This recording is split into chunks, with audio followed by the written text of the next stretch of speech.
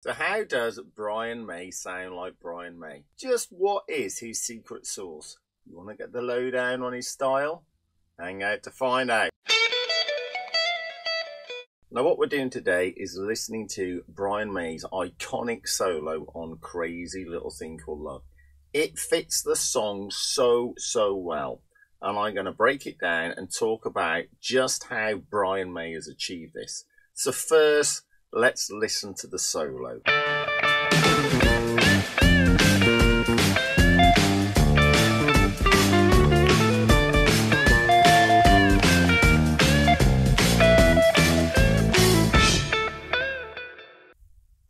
Yes, he probably did nick his hairstyle from you. It is very similar, isn't it? Yeah, well, I totally agree, Big Jim. Now, the first thing we need to think about when soloing across this is nothing to do with the solo. It's to do with the chords. It's really important to understand how the chords work underneath the solo to try and figure out what Brian May's doing. Now, most of the songs it sits around in D with this. Yeah, but the solo doesn't really do that. Solo does something else. It starts very briefly off on a D chord, but then it goes to B flat. So I'll put it on the screen now so you can see it. So you got B flat, 2 bars, then it goes D, G, D, then it's back to B flat, B flat, then you got E7, A7, and then it kind of a bit strange, but it finishes on an F, which takes it into that bass run. So it's important to understand what's going on with the chords. It's more centered around B flat, the solo, than it is around D. And this is what he's thinking when he's soloing across it.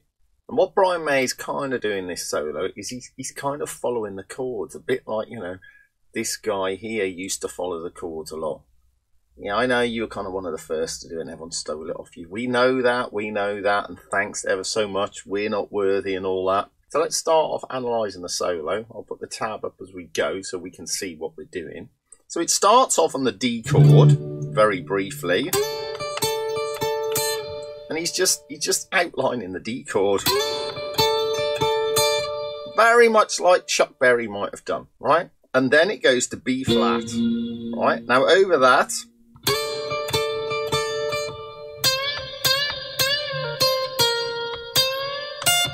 he's playing that line over the B flat chord.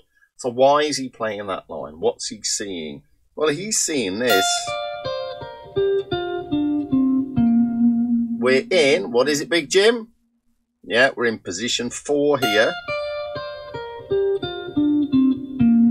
of B flat major pentatonic. That's the position he's in. That's what he's soloing out of, yeah? And you can see it, can't you? Yeah, this is straight out of this, and that's what he's doing, and that's why he's doing that bit at the start. He goes from like D major, like D major position 2, I suppose, but he's just doing this. Now he's thinking B flat. And if you think about the line, he's outlining the major third. This is the major third. Yeah, he's bending to that. Down to the B flat. And then finishing on the 5. So he's outlining the chord tones of B flat, isn't he, really? You know, it's a lot of this stuff, it's outlining these chord tones which make it sound mega good. So what does he do next? So the next line is a bit this. Now what's he thinking here? Well, he's now over the D chord, so now he's thinking position 2. Yeah. And there you can see that's the major third. And that's just a real classic blues line with that minor third. It's kind of B.B. King. Yeah, very similar to B.B. King.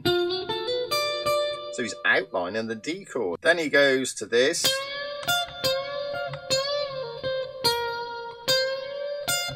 Now it's gone back to B flat now, right? So now he's just gone back to this. He's gone back to B flat pentatonic position 4. And it's similar to the first bit we did. You know, he's outlining that major third and then hitting the fifth.